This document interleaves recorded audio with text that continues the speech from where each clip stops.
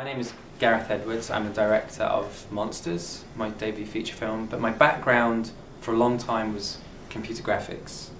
And I got into computer graphics because I always wanted to make movies, and I just felt like no one was going to come along and give me a load of money, like millions of pounds, to go make a Hollywood movie.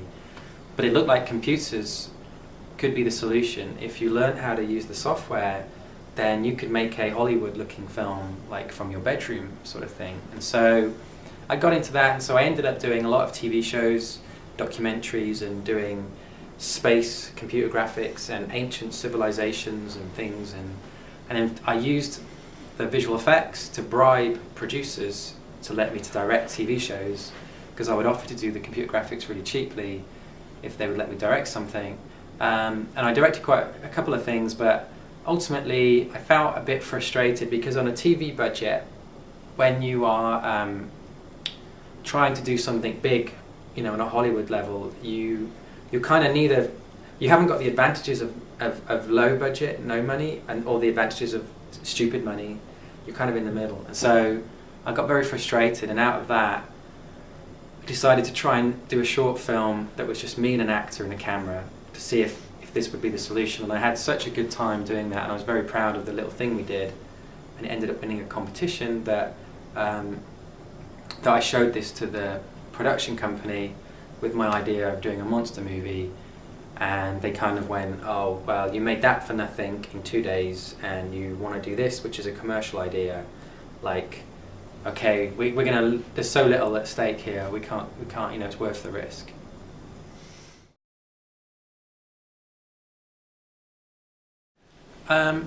There's various, like, it came gradually over a long period of time. I just felt like if you're going to try and do a Hollywood subject, which monster movies were always, the sole monopoly was Hollywood, because it takes so many millions of dollars to do anything like that, then it felt like if we tried to copy a Hollywood movie, then we were going to fail, because we were just like a poor version of an expensive film. So it felt like, well, we don't want to try and copy Hollywood, we want to kind of move, you know, across from that and do something that Hollywood wouldn't want to do or couldn't do or whatever. And so it felt like, you know, the biggest criticism I have of monster movies and things like that is that when you come out of the cinema, you say, yeah, it looked amazing, creatures were really realistic, they were great, but I just didn't care about the people. I thought the story was silly and over the top.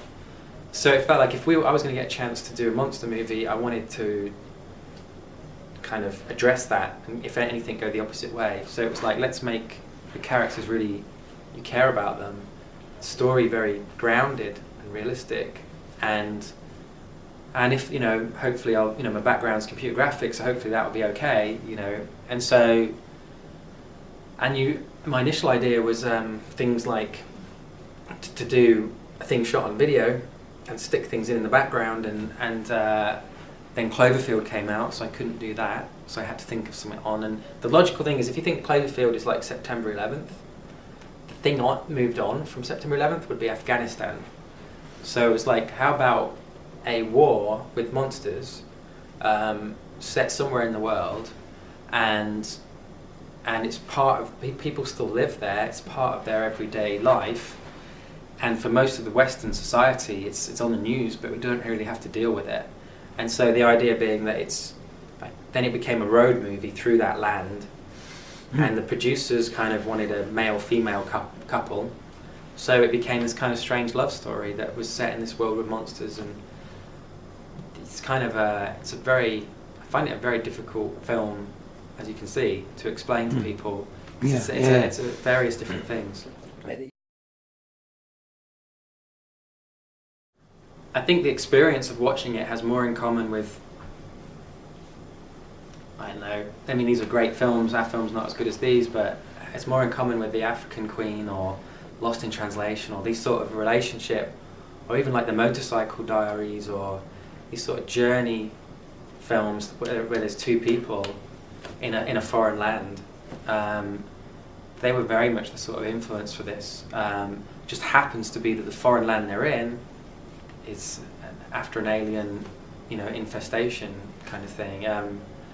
But it was also important to me that the love element wasn't just like dropped into the middle of a monster movie, that somehow the two relate. And the way they related, it took me a while to figure out how it would relate, but eventually the way they relate is that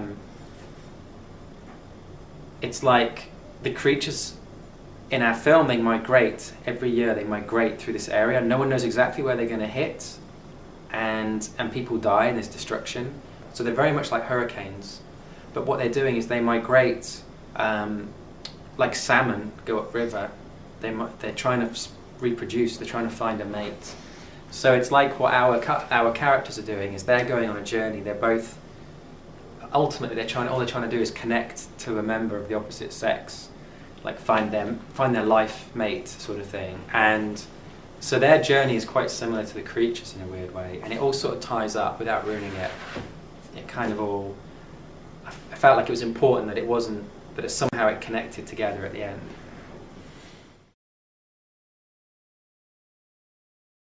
There were some fishermen, and yeah, they were just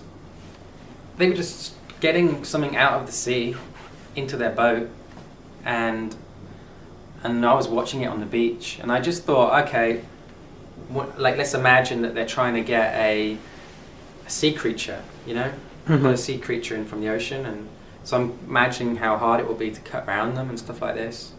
And then the thing that's different is they can't see the creature, so they carry on like this is normal. And then I was thinking, oh, this is a really interesting image. Like, you have this dead sea creature that's really strange, you don't normally see, but the people on the boat are treating it like it's everyday occurrence. Like, this happens all the time. And so I thought, wow, this would be really good because I can shoot it in real places with real people. The fact that they ignore it and it's like normal adds to the realism. And I got quite excited that this would work for a first film, because I could shoot it very cheaply and I could stick in the CGI. And I took that basic concept to Vertigo Films in the UK, who produced Monsters, and literally said the sort of thing I'm saying to you, and they were like, great, let's do it. And then we had to figure out what the hell the story was. So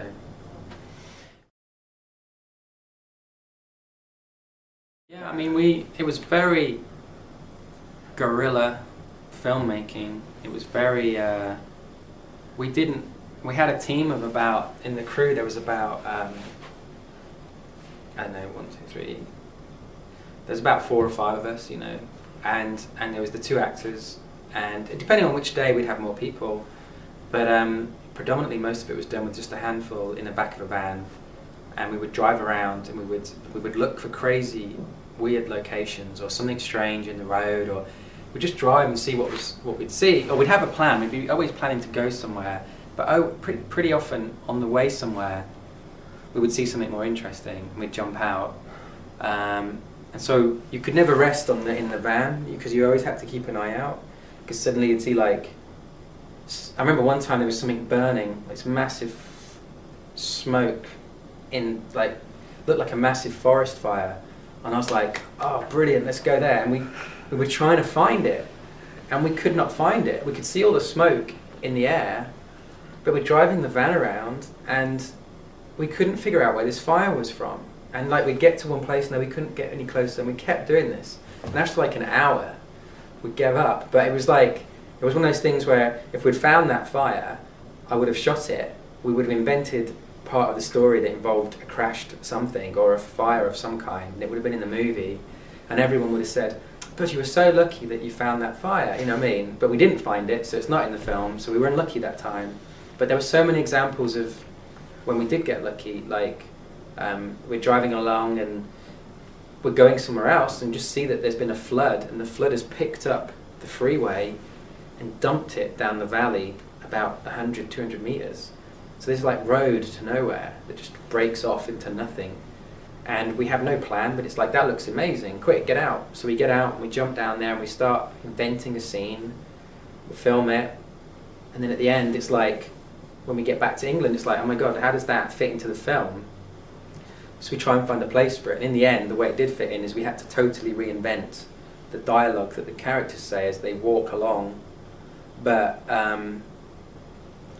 it's it doesn't feel that way when you watch it. And so I'd say at least, I don't know, 50% of the movie is just things that we didn't, locations we never planned, but as we're driving along we see them, we jump out, and it was an incredibly stressful trip because there was a lot of pressure to just figure out this film as we went, and there would be like everybody in the film that has a gun that's in shot in the daylight when we're like a policeman. They were armed guards that were given to us free by the government to protect us from being kidnapped or shot. So there was this constant threat of possible danger, and there was a lot of weird stuff that happened. Like there was a guy someone pulled a gun on a guy and were going to kill him because he had stolen some food from a market that we were filming in. We were told to stop filming. This crowd came, we had to leave. That was one thing. There was a shooting outside the hotel. There was a prison riot in the town we were in, and they decapitated the inmates and they put their heads by the fence. There was a machine-gunned cafe, killed everyone in the cafe a week before we got there, and their coffins, as a protest, there were coffins in the street. There was all this kind of, it felt like just around every corner, or just ahead of us, or just behind us was death. A bit like the film. But where we stood right now, all the time, was beautiful. And the people were so friendly and happy. And I love that. That is the reality of, I found that in a weird way, when I've gone travelling, the more poor the country, the happier. And it's a terrible thing to say, it's not this simple, but the more smiles you see, because they have nothing else. So all they have is each other. So everyone's very friendly and helpful.